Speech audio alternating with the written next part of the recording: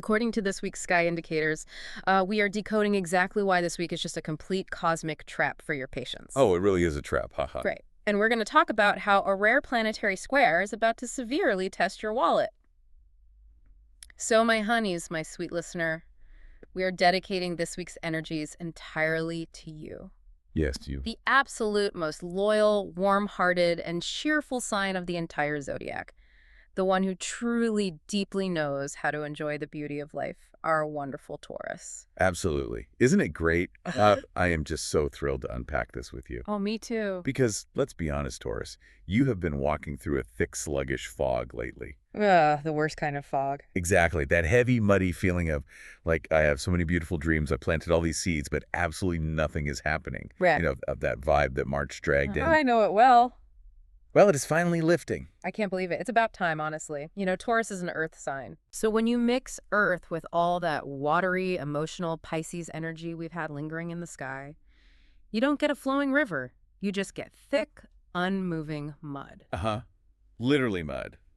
And you both have been so incredibly patient, pulling the plow all day long without complaining. But even your legendary patience was wearing thin. Oh, completely. It had to give eventually. So our mission for this week's horoscope interpretation is to take you by the hand and guide you through the intense but incredibly fruitful energies of March 16th to the 22nd. It's a big week. It's massive. We are going to prepare you for big career shifts, the absolute mechanics of holiday family drama, and, of course, the ultimate astrological test of your magnificent appetite. Oh my gosh, yes. It is quite the packed week, my dears. Yeah. The sky is highly active right now. It really is. So where do we start? Well, we're shifting from stagnant potential to spectacular kinetic energy. Let's look at where you're going to shine first, which is right in the workplace. Okay, let's unpack this, my nasty birds, because I know you've been working so hard. You really have. We have a beautiful combination of events happening here.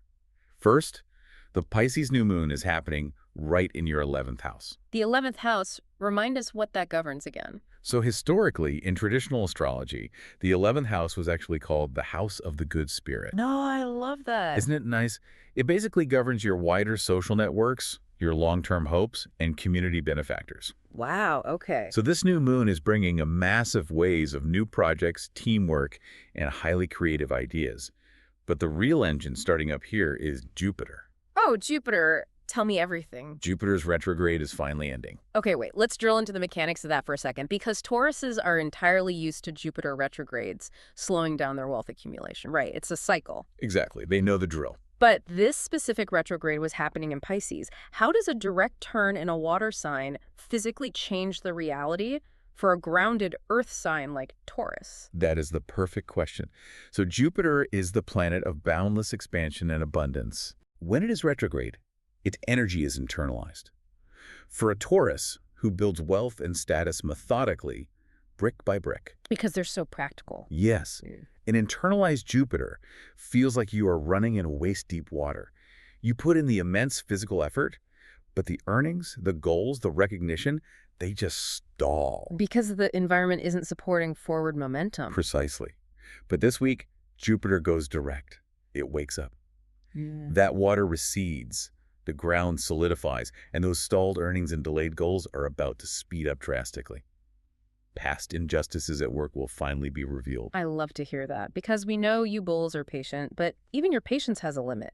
You've been carrying the team like a luxury designer backpack. A very heavy luxury backpack. Exactly. Invisible, but holding the whole structural integrity of the project up, and it's time you get the credit. But let me play devil's advocate here for a second. Go for it. If my 11th house of social networks is suddenly lit up with all this forward-moving Jupiter energy, my first instinct as a loyal Taurus is to share my new ideas and success with my team. Right, which makes sense. But wait, Neptune is still lingering in Pisces, clouding things up. Am I actually at risk of someone stealing my ideas if I overshare? You hit the nail right on the head. That is the exact trap this week, my dears. Oh no, so they need to be careful. Very careful.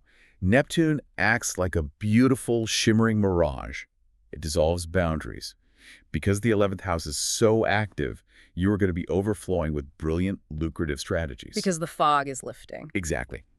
But you must keep your cards very close to your chest right now. Not everyone smiling at you in the break room is a true friend who wants to see you win. Ooh, yes, listen to this. The drywall is finally coming down, and management is seeing your true architecture. They are seeing your value. Yes, they are. But do not hand out the blueprints to your coworkers just yet. Let your hard work speak for itself right now. The applause is coming. You don't need to force it by oversharing. Precisely. The veil is lifting, and your efforts will be visible to the people who matter. Which naturally brings us to the physical manifestation of that career success. Oh, we are talking about the money. Yes, we are. When management sees your worth, the paycheck usually follows. And for a Taurus, a heavier wallet immediately activates the pleasure centers. Oh, absolutely it does. Here's where it gets really interesting, folks. Because career success naturally brings up a Taurus's favorite topic: money and luxury. It's their sweet spot. But there's a cosmic trap waiting in the shopping cart this week, isn't there? We need to talk about Venus and what it's doing with Jupiter. Yes, we do. This week, Venus, which is Taurus's ruling planet, is forming a square aspect with Jupiter. Hold on, let me stop you there. Venus and Jupiter are considered the two benefics of astrology, right? The planets that traditionally bring luck, money, and pleasure. Yes, that's exactly right. So why is a square between them dangerous? Shouldn't friction between two incredibly good things just create a spark of something even better? You would naturally think so. But we have to look at the physics of a square. Okay, break it down for us. In astrology, a square is a 90-degree angle of friction between two planets. It demands immediate action, it irritates, and it creates a profound sense of urgency. Oh, so it's not passive and flowing. Not at all. Jupiter expands whatever it touches, and Venus rules your desires, your aesthetics, and your material wealth. Uh-oh. I see where this is going. Exactly. When they agitate each other from a 90-degree angle, it doesn't just make you want a nice, comfortable evening. It demands unrestrained indulgence. It creates blind optimism. So it's not actually a sudden windfall of wealth. It's a massive inflation of your desire to spend. You lose your grounded Taurus pragmatism. Yes. You become completely consumed by the potential of a shiny object. My nasty birds. Listen to me carefully right now. With the holiday sales happening this week, you are going to be scrolling online. They absolutely will be. You are going to see a buy two, get one free discount, and suddenly your credit card is crying in your wallet. Crying for mercy. Do not buy a tufted emerald green velvet sofa just because it's 30% off. Exactly. It's the illusion of permanence.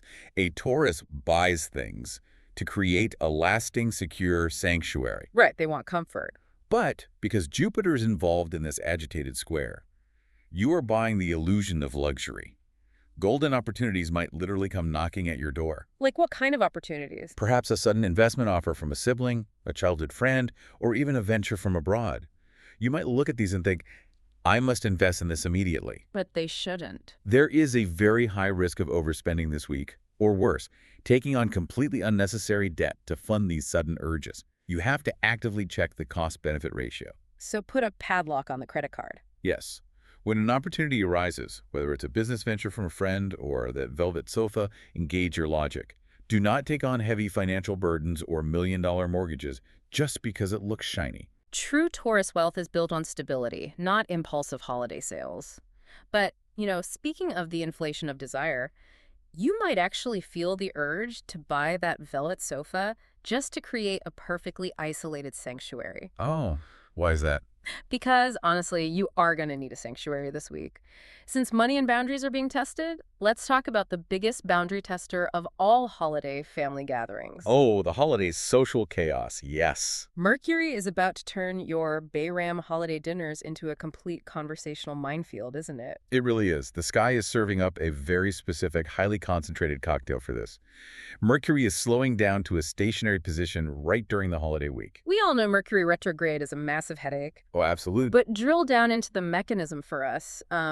What does it physically mean when it's stationary? Why is that actually much worse than a normal retrograde? So think of planetary motion like a pendulum. Okay. When a planet is retrograde, it appears to be moving backward from our perspective on Earth. Sure, we're used to that. But right before it turns direct, it moves forward again, it has to completely stop. It stands absolutely still in the sky. Wait, so all that energy is just stuck? Exactly. When the pendulum hits its absolute apex before swinging back, all the potential energy is maxed out and localized. Wow, okay. When Mercury, the planet governing communication, travel, and technology, is stationary, its energy is incredibly concentrated. It acts like a gravitational drag. So it's like a cosmic traffic jam. It's not just a traffic jam. It's a traffic jam where everyone has turned their engines off, locked their doors, and is just blaring their horns. Aha! Oh my gosh, that sounds awful. It is. It drills a hole into that specific degree of the zodiac, causing massive misunderstandings, bizarre delays, and deep technical glitches. And this intense localized communication breakdown is happening precisely when our dear Taurus is forced to go to crowded family dinners.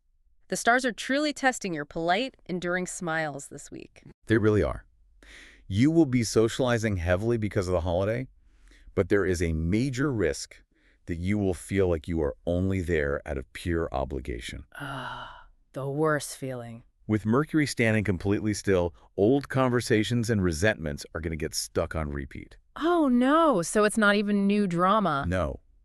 You won't be having new arguments. You'll be having the exact same argument from 5 years ago. You might encounter the classic mother-in-law crisis. Oh boy. Or find yourself cornered by that one grumpy uncle you strategically try to avoid. Someone from the past is going to bring up old arguments. But why is the Taurus always the target for this? Because Taurus is ruled by Venus. You are naturally receptive, soothing, and grounding. That's true, they are very calming. You are an earth sign that absorbs the chaotic energy of the people around you to stabilize the room. People subconsciously sense that stability. Ah, so they flock to the Taurus. Exactly. And during a chaotic stationary Mercury, they will gravitate towards you and try to use you as an emotional dumping ground. So what does this all mean? My nice-hearted listener, pay very close attention to this. You are a sturdy, magnificent brick wall of support for your loved ones, but you do not have to absorb everyone's emotional graffiti. Haha, that is a brilliant analogy. Do not let your beautiful goodwill be abused this week by people who just want to complain. You really don't need to be the canvas for their graffiti. My actionable advice for you this week is to initiate a gentle, internal social circle cleanse. Ooh, a social circle cleanse. I like the sound of that. How do they do it? As you sit at these gatherings, detach slightly, just quietly observe the dynamics, who actually celebrates your good days and lifts you up, versus who only ever shows up to complain, drain your energy, and dump their baggage on you during your bad days. So basically sort the emotional vampires from the true friends. Precisely. Stay incredibly calm, keep your famous composure, and just repeat this motto in your head when the uncle starts arguing. Nothing is as it seems. Nothing is as it seems. I love that. With Mercury entirely scrambled, people aren't communicating their true intentions clearly anyway. They're just venting pressure. Don't take the bait. Just eat a stuffed grape leaf, nod politely, and strategically plot your escape to the living room. Exactly. Which is the perfect pivot, honestly. Because after surviving the workplace, guarding the shopping cart, and navigating the holiday family drama, how does a Taurus actually recharge? Yes, let's talk about recharging. Because a Taurus without comfort and love is like a flower without water. We need to talk about romance and physical self-care. The beautiful news, and this is truly restorative energy, is that Venus, your lovely ruling planet, is finally moving away from Saturn's depressing heavy grip. Oh, thank goodness. Let's talk about the physics of that Saturn influence, because Saturn really is the ultimate cosmic buzzkill, right? It really is. Saturn is traditionally considered cold and dry. It brings duty, strict boundaries, and crystallization. And Venus is the complete opposite of that. Exactly. Venus is warm, moist, and expansive in its desire for connection. So having your ruling planet trapped in Saturn's orb felt like your joy was literally frozen. Oh, that makes so much sense. You couldn't access your usual baseline of comfort. But this week, the ice thaws. Venus is breaking free and separating from that conjunction. This means joy, beauty, and romance are significantly on the rise for you. Yeah. This is a fantastic week for profound self-care. Book the massage, invest time in your deep skin routines, try out those new restorative hair treatments. Ooh, yes. Face masks, bath bombs, the absolute works. Reclaim that physical joy. But because we're looking at the mechanics of the whole picture, Right. and Saturn rules the physical structure, is there anything they need to be physically careful about as this transition happens? Yes, there is a gentle preventative health warning this week. As the energies shift, your physical body might feel the lingering echo of that restriction. Like physical stiffness. Exactly, because Saturn rules the bones, the teeth, and the absolute outer limits of the body. The skin, watch out for things like sudden rheumatism flare-ups or calcification and stiffness in the joints. Oh, ouch. Okay, so keep warm. Yes, and with the water signs being so heavily activated by Jupiter and the new moon, Your system might be flushing things out. Wait, what does that mean for the body? It makes you prone to sudden allergic reactions or skin flare-ups like eczema. So treat your body very gently. Avoid harsh chemicals on your skin and focus on deep hydration. Lavish self-care, but keep it soothing.